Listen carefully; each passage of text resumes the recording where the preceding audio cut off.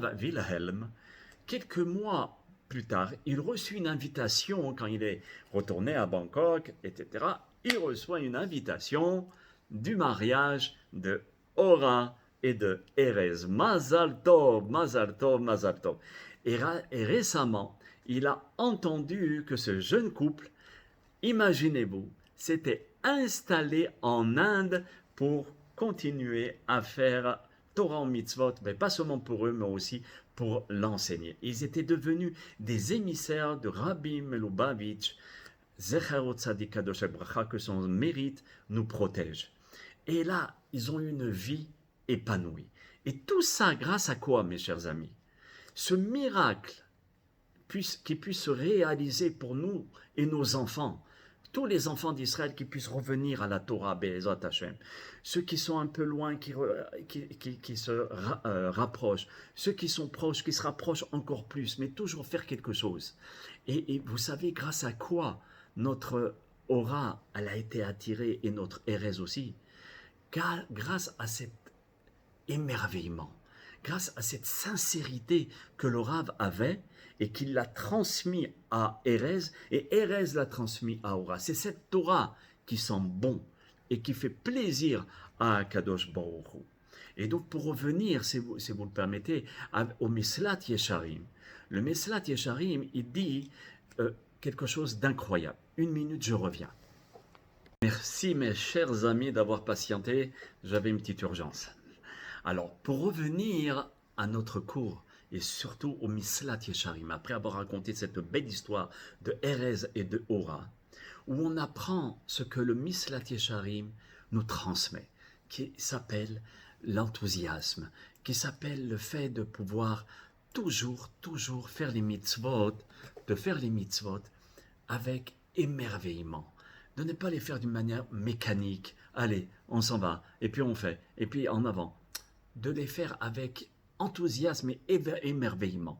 J'étais un jour chez une personne, et cette personne me parle, etc., et elle me dit, tu sais, je dois demander des excuses à ma grand-mère.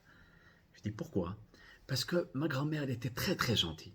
Mais on rigolait sur elle, nous les cousins, tous les cousins, on était en train de rigoler sur elle. Et pourquoi? Parce que cette grand-mère, elle nous montrait par la fenêtre les oiseaux. Et elle s'exclamait devant la beauté des oiseaux. Le ciel, les arbres, les fruits, elle était constamment en émerveillement. Et j'ai cet émerveillement grâce à elle. Mais quand j'étais petit, tous les cousins, on rigolait sur elle et on plaisantait. Comment je peux faire pour lui demander pardon? Alors c'est sûr que je lui ai expliqué, mais si vous voulez ici, c'est cet émerveillement qu'il faut essayer de cultiver. Et là, le Rav nous dit, il existe dans la pratique des mitzvot deux conduites. Il y a le sot qui se force, et c'est une corvée, de respecter les mitzvot dans l'espoir de vite se débarrasser des mitzvot. Et ça, il est à côté de la plaque.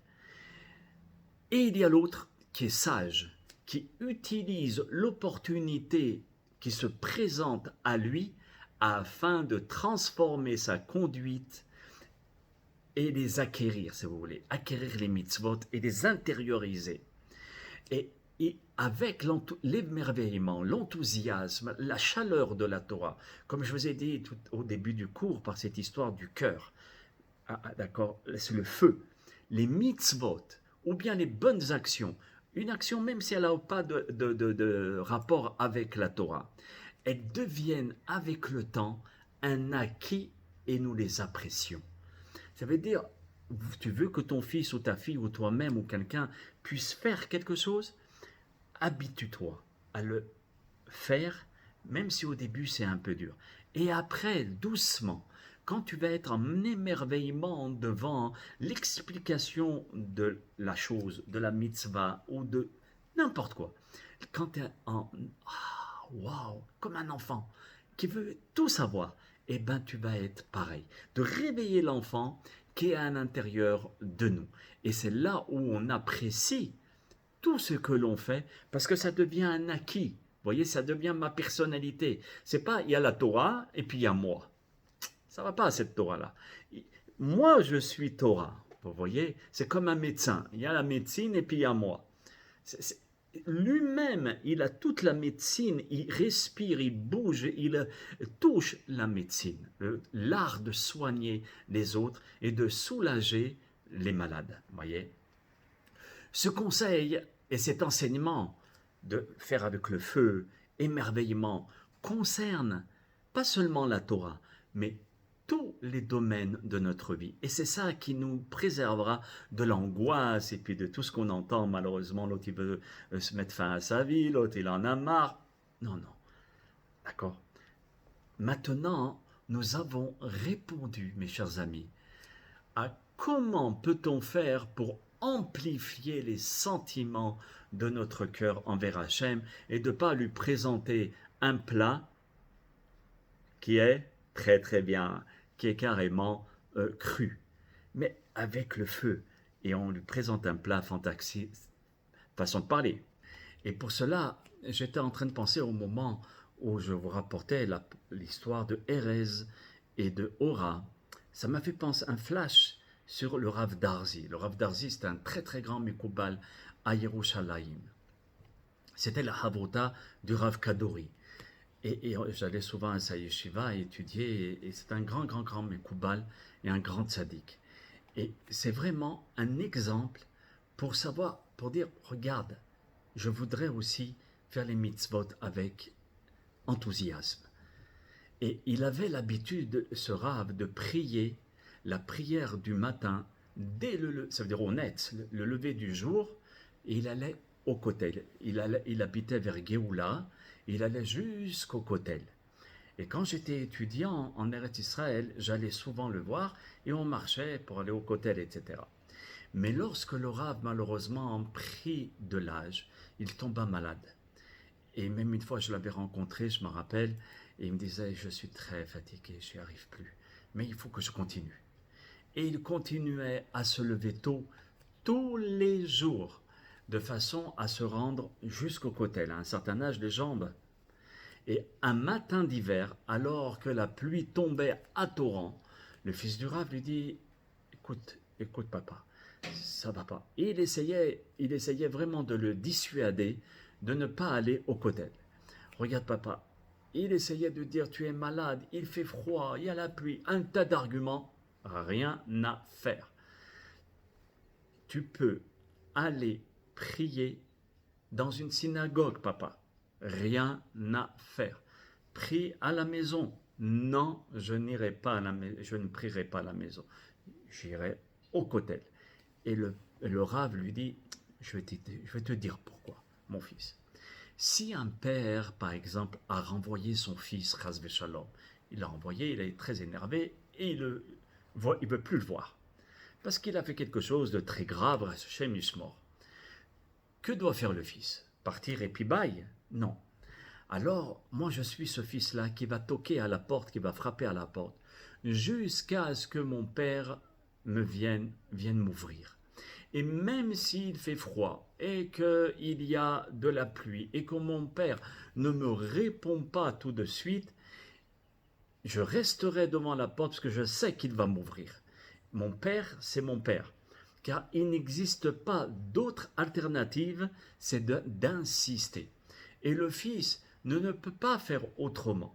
Je ne vais pas partir et puis après toute ma vie, je ne vais pas parler à mon père ou à ma mère. C'est pas possible. Alors je toque et je toque et je toque. Et où je vais toquer? À l'endroit là-bas où je t'ai dit, au Kotel. Tu comprends maintenant pourquoi je tiens à prier vraiment au Kotel. Tant qu'Hachem ne nous a pas encore ouvert la porte, je continue à toquer. Je continue à lui dire, ouvre-nous la porte. C'est cet état d'esprit que nous devons avoir, de faire les choses avec entêtement et d'essayer de tout faire de façon à ce que Hachem Itbarach puisse nous ouvrir la porte. Mais ça demande beaucoup de sacrifices. Regardez le Rav Darzi. Mais chacun selon son niveau. Et c'est là où le père lui dit, tu comprends maintenant pourquoi je continue à toquer? Parce que je sais qu'il va nous ouvrir. Un jour, il va ouvrir. Et grâce à qui? Pas grâce à nous, grâce à nos ancêtres, grâce à des Rav Darzi et nos grands-mères et nos grands-pères qui ont prié. Amen, la délivrance. Cette histoire, elle doit nous parler pas seulement à l'époque de Tisha B'Av ou bien du mois de Elul, toute l'année. Et tant qu'Hachem ne nous a pas encore ouvert la porte, mes chers amis, il faut toujours toquer. Et à plus forte raison, à l'approche des fêtes de Pessah, ou bien de Sukkot, ou bien des Yamim Noraim, ou de Tisha B'Av, il faut toujours se rappeler d'une simple pensée de Teshuvah. Il faut toujours se rappeler. Le cours que je vous avais dit par rapport à la force et la puissance de la Teshuvah, de faire un petit peu, de dire, allez, Abba, je vais faire quelque chose. Ça peut passer d'un mécréant à un tzaddik injuste, du rachat au tzaddik. Comment? D'un coup. Vous vous rendez compte? Le Talmud de Kedushin nous rapporte dans la Gemara, Kedushin 49a, elle écrit ainsi que si un homme dit à une femme, je veux me marier avec toi. C'est incroyable. Je veux me marier avec toi. Oui, oui, tout à fait. Les attachés à ton mariage.